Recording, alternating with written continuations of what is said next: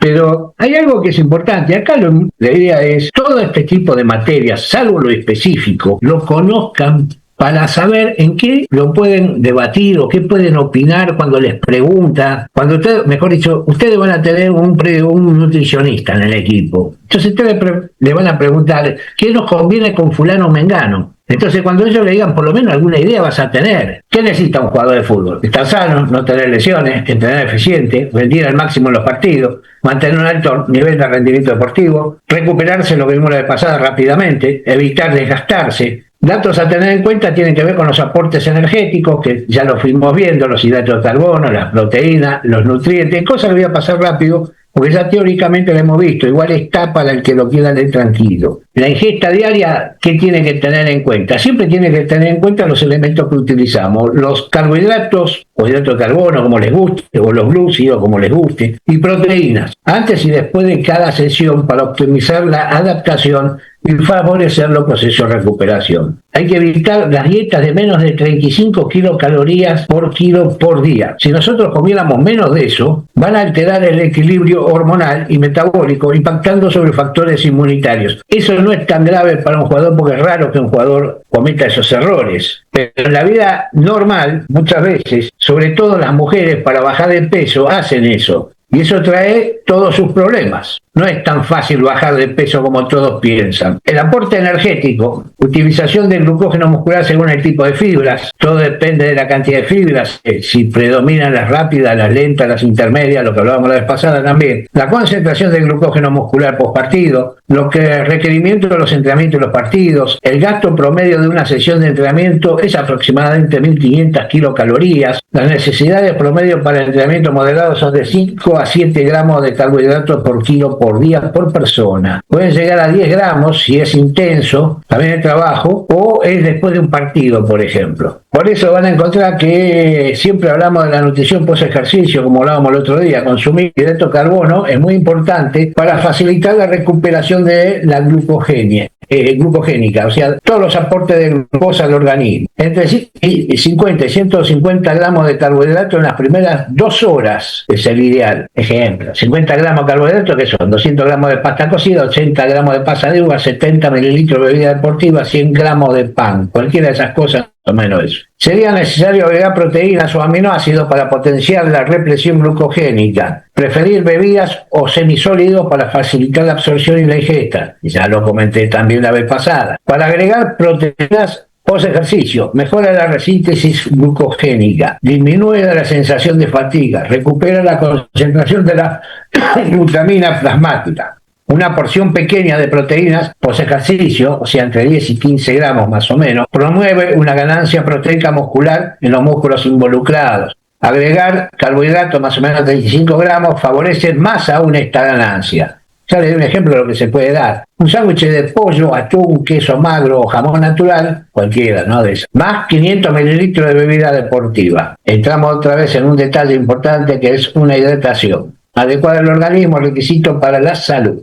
Es esencial para la vida misma. El agua es el solvente natural, ¿no? Es el que permite todas las reacciones químicas, vitales del organismo y mantiene las funciones corporales. Ahora, ¿qué pasa? La hidratación en el fútbol. ¿Por qué reponer fluido? Bueno, no se olviden que por la actividad física se produce la sudoración, que a nosotros nos ayuda en la termorregulación. La sudoración, ¿qué hace? Provoca la deshidratación. La deshidratación, ¿qué hace? Limita las funciones termorreguladoras. Entonces, el organismo ya no trabaja normalmente. Los efectos de deshidratación, con solo 1% de pérdida de líquido, hay una disminución en el rendimiento deportivo. Aumenta el riesgo de complicaciones por calor, agotamiento por calor, golpe de calor, etc. Recuperación más lenta y deterioro de destreza motriz y cognitiva. Fíjense todo lo que se pierde solo con 1% de líquido que hemos perdido, ¿eh? Antes del ejercicio, ¿qué tenemos que hacer? Primero tenemos que conocer el estado de hidratación de cada jugador. ¿Cómo lo hacemos? Vieja historia, como se hacía siempre, sigue siendo la más fácil.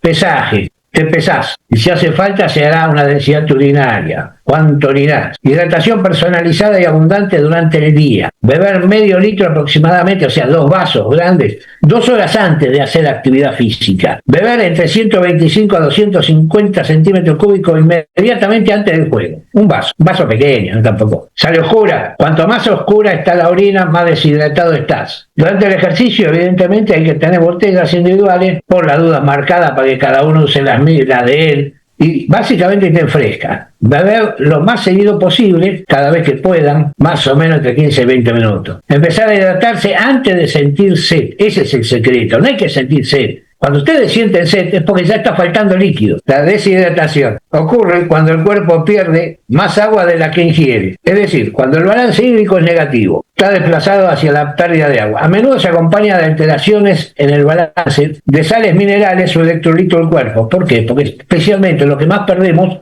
es sodio y potasio. Es lo que generalmente más perdemos. ¿Cuáles son sus consecuencias? Bueno, si la pérdida supera la ingesta, es posible que se produzca una disminución del rendimiento físico y cognitivo, alteraciones en la termorregulación y en la función cardiovascular. Hay una cosa, si perdemos mucho líquido, puede haber problemas porque se nos va a espesar demasiado la sangre. Porque a medida que perdemos líquido, perdemos plasma. La bebida isotónica, todos saben lo que son las bebidas isotónicas. Son bebidas rehidratantes, deportivas, básicamente. Incluyen bajas dosis de sodio, normalmente en forma de cloruro de sodio o bicarbonato sódico, azúcar o glucosa y habitualmente potasio y otros minerales. No son imprescindibles. En actividades de menos de 1 hora alcanza con que tomen, si trabajan 1 hora nada más, con agua que tomen, lo reponen. Ahora, a partir de ahí, no porque hay que reponer casualmente los minerales que hablamos. Entonces, ¿qué pasa? ¿Cuál es la ventaja? Al tener sodio, glucosa y otros minerales, reponen en la siguiente comida. En general, si nosotros hacemos actividad y tomamos bebidas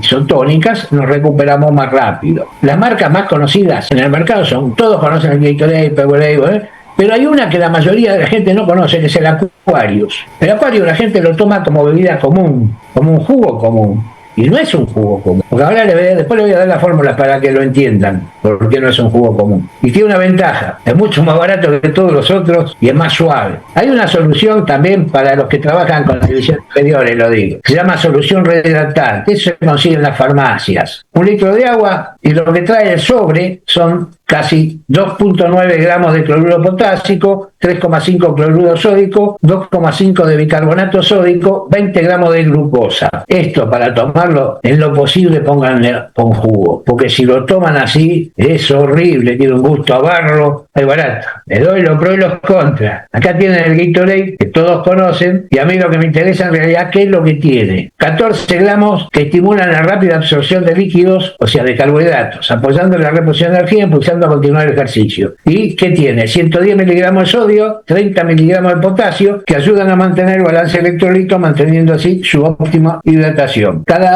240 mililitros tiene 60 calorías, para que tengan una idea de calorías, ¿no? Cuando hablamos de hidratación durante el ejercicio, una porción son 240 mililitros. El Powerade tiene aproximadamente lo mismo, tiene jugos de diferentes sabores, no tengo de limón acá, pero tiene potasio, sodio, almidón modificado, amarillo crepúsculo, vitamina B3, B6, potasio, sorbato de potasio, benzoato de sodio, tartracina, electrolitos. Tiene de todos los minerales habidos por haber, más carbohidratos, azúcares, grasas. No tiene, proteína no tiene, potasio de 76 miligramos, o sea, un 2%, sodio 126 miligramos, 8%. Una porción de aquí da 50 kilocalorías y es 500 mililitros. Les doy las variantes para que vean. Y ahora el Aquarius, voy a ir a lo que declaran, pero dicen que tiene agua, azúcar, corrector de acidez, ácido cítrico, citrato sódico, potenciadores de sabor, cloruro sódico, fosfato potásico, fosfato cálcico, antioxidantes, ácido ascórbico, aromas y colorantes. El valor nutricional es que por 100 mililitros el valor energético es 32 kilocalorías. Grasas no tiene. Hidrato de carbono 7.9 gramos, de los cuales azúcares son 7.9. Proteínas no hay y sal 0.5. Es más liviano que los otros, pero tranquilamente se puede tomar, que funciona también. Lo digo porque a veces, sobre todo, ¿saben? Porque lo digo cuando trabajan con gente chicos, jóvenes, que por ahí no pueden comprarse las otras que son caras. Estas bebidas no son baratas por la cantidad que necesitan, pero el Acuario se puede comprar, porque encima compra la botella de 2 litros si querés, y la pueden compartir. Otras cosas que se pueden hacer en casa, estas las pueden hacer ustedes y las van a recibir, así que las van a leer. La limonada alcalina, así se llama. Tiene 1 litro de agua, una pizca de sal, o sea, 1.8 gramos, una pizca de bicarbonato sódico, 2 cucharadas soperas de azúcar, y acá es donde hay que tener cuidado. Peligro potencial para los diabéticos. De ser necesario, sustituya el azúcar por edulcorante. Las bebidas isotónicas, que son muy buenas, no son útiles para los hipertensos ni para los diabéticos. Hay que tener ese control, ¿eh? El jugo de un limón se ha de beber todo lo que se quiera, pero no se debe forzar. En caso de deshidratación severa, aumentar la sal a 4,7 gramos por litro, de 1,8 a 4,7. Acuérdense que lo importante de la sal es que retiene el líquido. ¿Cómo preparar una bebida isotónica casera? Ahí va otra. 1 litro de agua, 500 miligramos de bicarbonato sódico, 500 miligramos de sal, 300 miligramos de cloruro potásico, 3 cucharadas soperas de azúcar, jugo de 2 frutas a elección, mezclar todos los ingredientes en una licuadora y licuar durante unos minutos hasta que todos los ingredientes estén bien disueltos. Bebida natural de guaraná, 1 cucharadita de polvo de guaraná, 1 cucharadita de levadura de cerveza, 1 cucharadita de germen de trigo, 3 cucharaditas de miel, un vaso de agua mineral, se junta todo a una licuadora, se mezcla, ¿está bien? Durante 3 a 4 minutos, beber cada mañana antes de realizar actividad física. Los futbolistas pierden aproximadamente 1 litro, 1,5 litros por hora de entrenamiento y electrolitos en el sudor, ¿no? Son muy variables, se recomienda por eso el pasaje y monitoreo, ¿no? Elaborar estrategias de hidratación apropiada para cada uno, reponer hidrato de carbono, electrolitos facilita y acelera la hidratación, la represión glucogénica, la retención de líquido, no esperar la sensación de sed, eso se entrena, elegir bebidas con sabor agradable para que tengan ganas de beberlo. Y ahora me voy a una nutrición elemental. Ejemplo, para un jugador de 75 kilos. Desayuno, 250 centímetros cúbicos de yogur, 50 gramos de cereales, 50 gramos de pan, 30 gramos de dulce. Media mañana, 200 gramos de fruta, 50 gramos de pan, 50 gramos de dulce. Mermelada, ¿no? Almuerzo, 200 gramos de carne, 250 gramos de papa, 100 gramos de vegetales, 200 gramos de fruta. Merienda, 300 centímetros cúbicos de leche, 20 gramos de azúcar, 50 gramos de pan, 30 gramos de dulce. Bebida, 1 litro de bebida deportiva. Cena, 250 gramos de arroz, 100 gramos de carne, 100 gramos de verdura, 200 gramos de fruta. El dibujito lo puse para que entiendan que son 2 puntos claves en el rendimiento de un deportista: la nutrición y la hidratación. También de todo lo demás, que todo es muy importante, ¿no? A medida que vayan viendo van a ver todos los problemas que puede traer. Rol de la nutrición y la antropometría en el fútbol. Cada día resulta más relevante integrar todas las variables. O sea, cada vez para mejorar el rendimiento necesitamos de otras cosas. Entonces, ¿qué pasa? Haciendo un repaso podemos destacar algunos de los factores que influyen en el rendimiento deportivo. Ellos son los tácticos, los técnicos, el ambiente, los genéticos, los nutricionales, los psicológicos. La alimentación, junto con el entrenamiento, constituye uno de los pilares fundamentales para garantizar el rendimiento deportivo. Los requerimientos nutricionales están destinados a promover y proveer alteraciones morfológicas. ¿Eso qué quiere decir? Que puede modificar las masas, aumentando la masa muscular y disminuyendo la masa adiposa. El combustible para los entrenamientos, el glucógeno, el fosfágeno y la regulación de la temperatura corporal gracias a la hidratación y consumo de bebidas deportivas. Ahora voy a entrar en otro tema que la mayoría lo debe conocer, que es la antropometría. Es una herramienta que nos permite estimar la composición del cuerpo y evaluar modificaciones en la masa, tanto muscular y adiposa, producidas por la alimentación y el entrenamiento. Se puede hacer un seguimiento individual y grupal. Se hacen comparaciones con tablas de referencia, determinar características del grupo para establecer objetivos a corto y largo plazo. ¿Cada cuánto hay que hacer las evaluaciones en general? Yo creo que depende de los objetivos que estamos buscando. Normalmente se considera que hay que hacer una evaluación antropométrica cada vez que empieza el año. Cada vez que van a empezar la pretemporada, tomar eso. El ideal, eso es personal, con un plantel profesional sería volver a tomar la mitad de año, a ver en qué condiciones y si se modificó en algo todo el trabajo, a excepción que estemos buscando modificar algo, pues si estamos buscando modificar alguna masa en especial, tendríamos que hacer controles más seguidos. Pero si no, es simplemente ver que se mantenga estable. Un seguimiento mensual permite estimar estimar con mayor exactitud las variaciones individuales, favoreciendo el planeamiento a corto plazo de estrategias desde el plan nutricional que contribuyan con el objetivo planteado. Eso evidentemente es necesario, sobre todo en las divisiones inferiores, porque van modificando la estructura. Nunca está de más recordar que el éxito en el fútbol está compuesto por un conjunto de variables. Por esto, cuanto menos se deje librar al azar, más probabilidades se tiene de conseguir una óptima performance. No se olviden que acá tiene mucho que ver la genética, además del entrenamiento y la alimentación. Van acompañados. ¿Cuáles son las consecuencias de una mala alimentación ahora? Para empezar, combustible insuficiente para entrenar. La otra sería un exceso de tejido adiposo. La otra, modificación de la composición corporal durante las lesiones. Problema de salud post etapa de jugador. Es normal que todos los deportistas, cuando dejan la actividad deportiva, aumenten de peso. El tema es cuidar de no irse, porque cambia totalmente la actividad. Ese es el tema. Características de la alimentación abordada, bueno, la cantidad de alimentación, calidad de la alimentación, frecuencia de consumo, modificación de hábitos, entre otros. ¿Qué pasa en la pretemporada? Durante este periodo, una alimentación adecuada a la intensidad y la frecuencia del entrenamiento resulta fundamental. Es un momento propicio, ideal, para trabajar con el plantel por encontrarse en situación de cautiverio. Digo cautiverio porque sería concentración, ¿no? Esto favorece los controles individuales, tanto como grupales, seguimientos de ingesta pesada de los alimentos, se pueden pesar, fomentar buenos hábitos, y resulta un momento ideal para incorporar información nutricional. Ustedes saben que hay jugadores que tienen cocineros, chefs, que van y le preparan la comida y se la pesan cada cosa que le van a dar, porque son tantos gramos de esto, tantos gramos de aquello, tantos gramos de lo otro. ¿Para qué sirve además la antropometría y la nutrición? Bueno, primero ampliar la base de datos antropométricos, evaluación del fútbol infantil y división inferiores. Eso debería ser constante durante toda la carrera de los jugadores. Detección temprana de talentos, estimación de estatura final, diferenciación de edad biológica con la cronológica, cruzamiento de datos con